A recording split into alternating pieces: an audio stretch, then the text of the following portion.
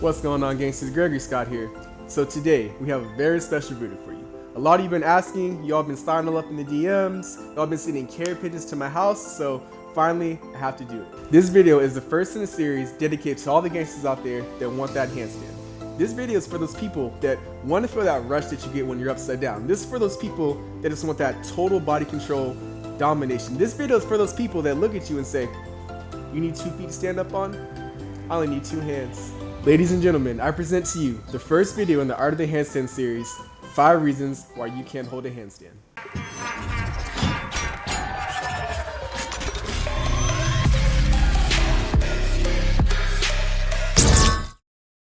Alright gangsters, so we'll get right into it. 5 reasons why you can't hold a handstand. Now before we really dive deep into the 5 things, first you have to understand that the handstand is like a formula, really all of calisthenics is. Think of it as this delicious soup. So in order for the soup to taste good and how it's supposed to taste, you need all the right ingredients and you need a certain amount of each ingredient. Now if one of those ingredients is missing, then your soup is not going to taste good. So it's the exact same thing with your handstand. If you're missing one of those key elements that you need, you're either not going to be able to hold a handstand, you can only hold it for a couple of seconds, or worst case scenario, every time you try the handstand, you fall on your face. So for our handstand and for this delicious gain soup, we just need 5 ingredients. 5 ingredients, 5 elements that once they all come together, it's Gain City, okay? So knowing all this, let's look at ingredient number 1, shoulder strength. Now all the ingredients are important to learn the handstand, but without the proper and necessary shoulder strength, you don't even have a bowl to put the soup in basically. Your shoulders have to be strong enough to support your entire body weight. If your shoulders aren't strong enough or they lose strength within 10 seconds of the load being placed on them, then they collapse, and that's never a good thing. You need strong shoulders that can support your entire body weight, and not only that, but shoulders that can support your entire body weight for an extended period of time. Once you have that, then you can build off of it, you have your first ingredient, and no worries, I'm going to show you how to do it. Ingredient number 2, wrist and forearm strengthening. Now to all 5 ingredients, this is the one that gets overlooked the most by far. So you could assume that you need a good amount of shoulder strength to do a handstand, you could maybe assume that you need good mobility to do a handstand, but nobody ever thinks about the wrist and forearm strength that's needed to stabilize your entire body weight. Think of it this way. If you're standing on 2 feet and a gust of wind pushes you forward, then you're going to use the balls of your feet to push back and stabilize yourself.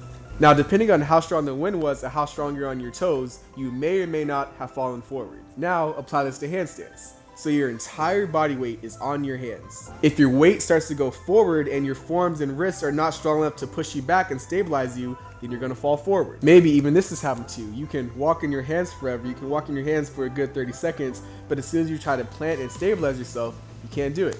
This is what happened to me when I first started learning handstands. So your wrists and forearms have to be strong enough to push you back and stabilize that weight. And no worries, we'll cover this. Ingredient number 3, shoulder and wrist mobility. Now this ingredient is a great reminder to us on how important it is to be a complete and well-rounded athlete. You can have the biggest shoulders in the world, you can have the strongest shoulders in the world, but if you're lacking mobility, you won't have a good suit and you won't have a good handstand. With bad shoulder mobility, you're making things hard on yourself from the very beginning. You're having to fight and force your body to enter these range of motions that it naturally can. With bad shoulder mobility, you may still be able to find yourself in a handstand, but not a very good form handstand. And down the line, this is what happened to me. You're gonna have to go back and correct all those bad techniques and those bad habits. So it's better to learn it from the beginning. As far as wrist mobility goes, if you catch yourself in the wrong position where your wrists are not flexible, then you can set yourself back weeks, months, years, and sometimes your wrists will never be the same with an injury. So shoulder mobility and wrist mobility is critically important, just like all the other ingredients. And no worries, I'm gonna show you guys how to get there. Ingredient number 4, core strength. So this ingredient you can think of as the salt and seasoning of the gain soup.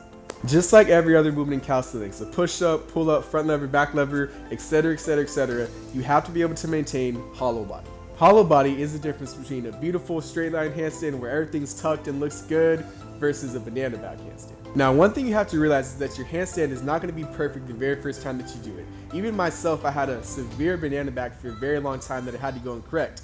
But I want you guys to do better than me. I don't want you to make the same mistakes that I made. So from the very beginning, we really want to reinforce that hollow body, get some nice straight line handstands, and of course I'll show you how to get there. Now I know I've been saying that all the ingredients are important, all the ingredients are critical, but this one, earlier I said if you didn't have a bowl to put the soup in, without this, you don't even have a spoon, you don't have a mouth to put the spoon in, you just don't have anything. This one is critically important and it's willpower. Learning a handstand is a grind. There's nowhere that I can sit here and tell you that's going to be anywhere quick or anywhere easy. You're going to have to work for it. You're going to have to learn that failure is a part of the process. You might fail 100 times, 1,000 times, 10,000 times, but you just have to keep going. You have to embrace that failure. If you do that, if you can embrace that failure, if you can humble yourself and identify where you're weak at, if you tell yourself that I might get knocked down, but no matter how many times I do, I'm going to keep moving forward, I'm going to get this handstand, then nothing is stopping you. When you have that mindset, that's when everything starts tipping in your favor. All the real ones can say it with me, but here's what we need to focus on. Simply getting 1% better every day, taking those small steps forward each day